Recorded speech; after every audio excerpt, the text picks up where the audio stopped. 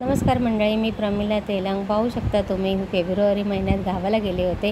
फक्त 2च दिवस गावाला राहिले, पण खूप 2 दिवसामध्ये 2 महिने फिरून होईल एवढं मी फिरले। अगदी शेतामध्ये, नदीवरती, बहिणींकडे खूप ठिकाणी फिरले। आता इथे मी मोठ्या भावाच्या शेतात आलेली आहे। तिथे कांदा लावलेला आहे, बघू शकता तुम्ही।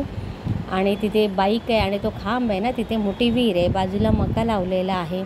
बघा त्या शेतामध्ये आहे ना, मला दिसली चंदन बटव्याची भाजी, तर मला अगदी राहवलं नाही। म्हणून मला एवढं आनंद होत होता ना ती भाजी बघून, खूपच असं। आणि मी ती भाजी तोडून घेतलेली आहे आणि घरी गेल्यावरती ती खाल्लेली आहे। आणि हा कांदा आहे ना, 1 महिन्यापूर्वी लावलेला कांदा होता, अगदी कोवळा आहे बघा, कोवळी कोवळी पात पण आहे।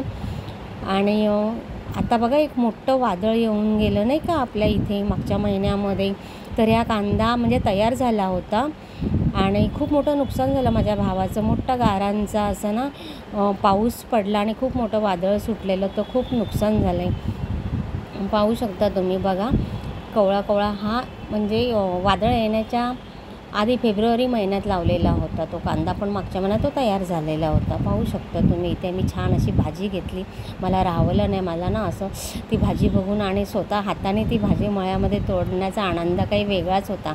मला खूप असं म्हणजे भारी वाटत होतं। त्यानंतर आम्ही असंच फिरत फिरत गेलो, तर बाजूला ओढा पण आहे ना, शेताच्या बाजूला ओढा आहे। ही छोटी आहे ना, ती माझ्या भावाची म्हणजे आमची नात आहे, मोठ्या भावाच्या मुलाची मुलगी आहे। आणि काळा ड्रेसवाली आहे ती माझ्या 3 नंबर भावाची मुलगी आहे। आणि गाऊनवरती आहे, आमच्याबरोबर फिरत होती ती सर्वात छोट्या भावाची बायको आहे।